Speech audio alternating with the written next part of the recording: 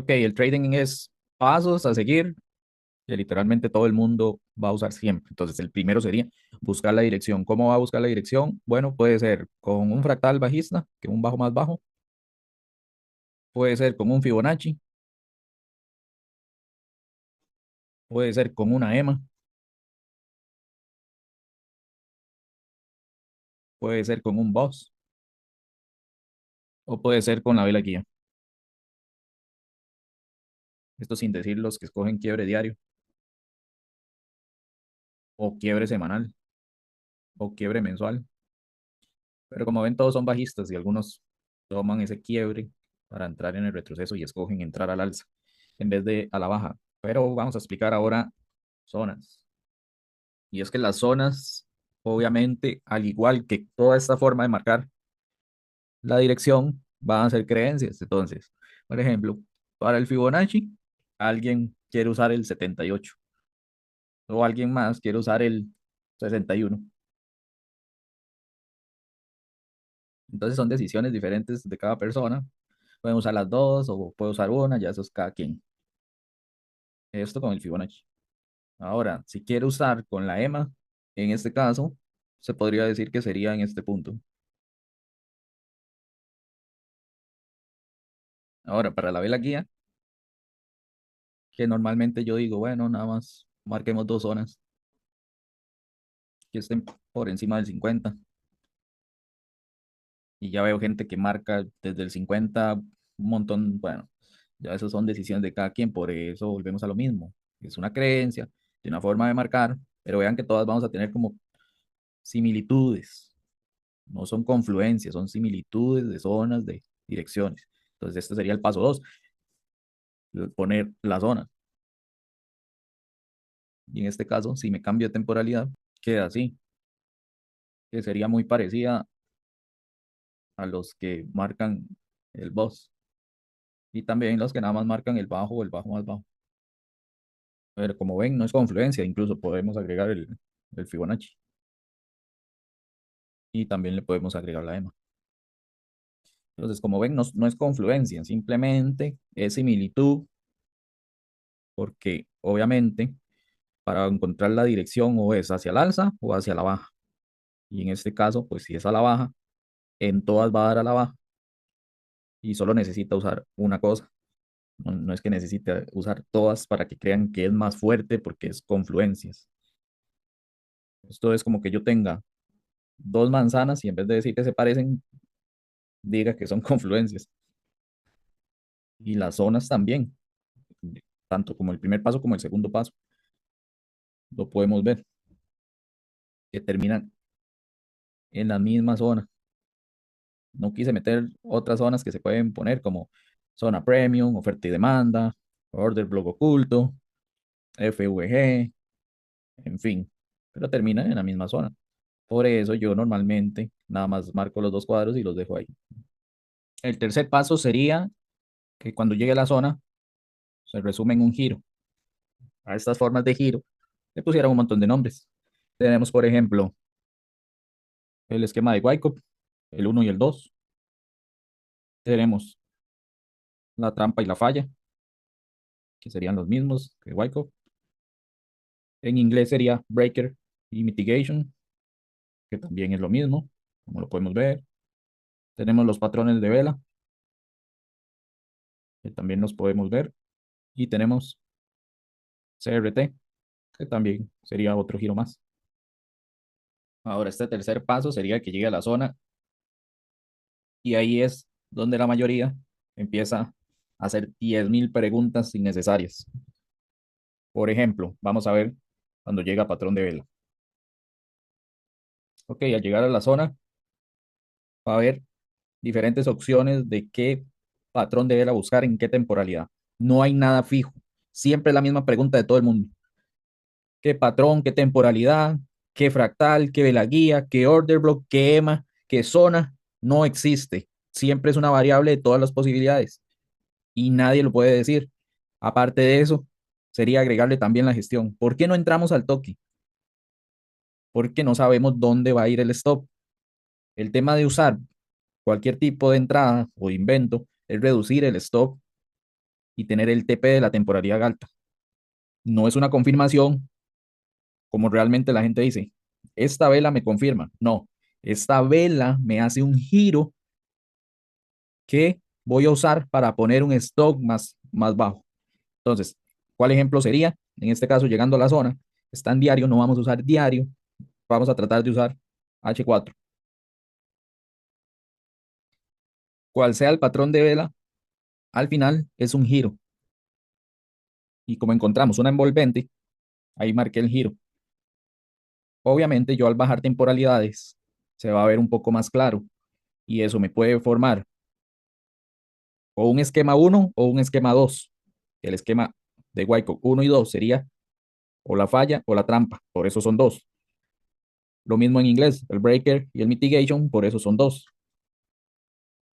Y al yo bajar temporalidades, se va a descomprimir y lo que era un breaker o un esquema uno o una falla se convierte en un mitigation o un esquema 2 o un breaker.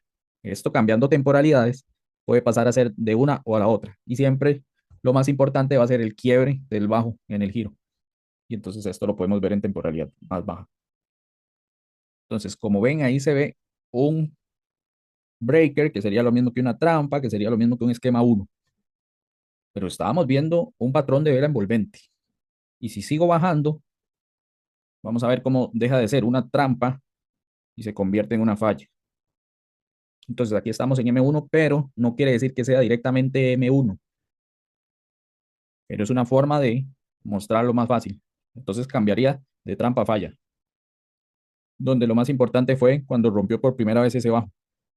Pero, y no era que habíamos empezado con los patrones de vela. Entonces, al final, dentro de esa vela,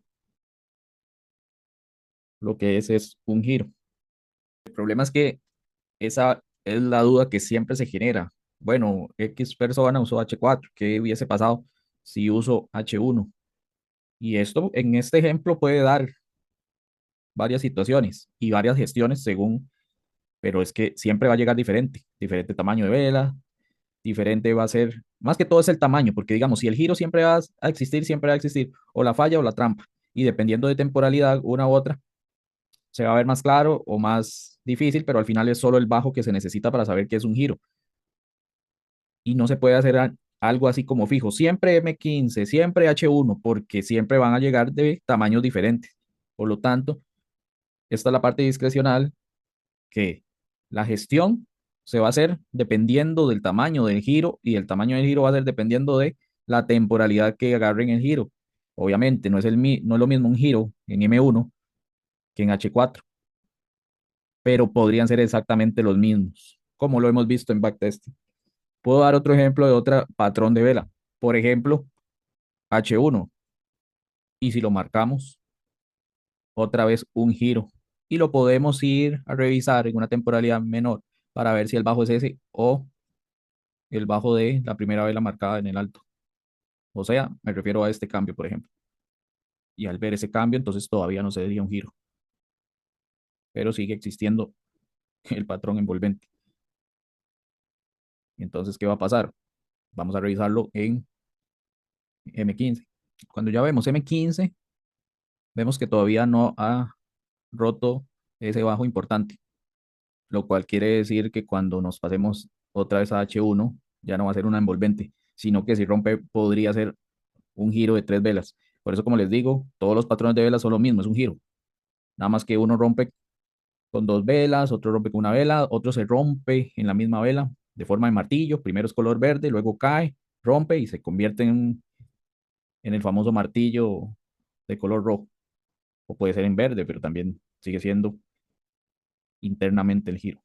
Al ver H1, que ya rompió el bajo, y marcando, terminamos teniendo un giro en forma de falla. Cuando lo vemos en M15, así, obviamente, rompe primero con la primera vela y entonces la falla sería así. Entonces ahí estaría la falla. Pero si se ve desde el largo, se vería como un breaker o una trampa o un esquema, ven, vamos a lo mismo una y otra vez. Seguimos viendo giros. Entonces, ven, al alejar el gráfico, ya no es una falla, sino una trampa visualmente, pero sigue siendo el bajo importante que teníamos marcado cuando rompe. Por eso no es que sea algo fijo, es algo que visualmente y entendimiento, que puedo estar entre varias temporalidades, entre varias patrones de vela o vela guía contraria, o zonas, el nombre que quieran llamarle, es entender qué es lo que está pasando, que necesito una zona para ver una forma de entrada con cualquier nombre y la voy a ver mediante todas las temporalidades y tengo el entendimiento de qué voy a hacer según la que vea en ese momento. No hay nada fijo. Esto es muy discrecional y al ver yo en esta temporalidad específicamente y al yo querer entrar en esta temporalidad, voy a gestionar mediante esta temporalidad que yo escogí. ¿Es mejor o peor? No, no existe nada mejor ni peor. Solo sé que uno va tomando decisiones y va entendiendo que aunque me cambie de una u otra, puedo estar bien o mal. Al final yo me voy a dar cuenta después de la entrada, cuando ya puse el stop y puse el TP y termino en stop o en TP para yo decir, bueno, tomé una buena decisión porque puse el stop aquí y entonces el TP me quedó en esta zona. No hay nada fijo. Y vuelvo y lo repito porque siempre preguntan lo mismo.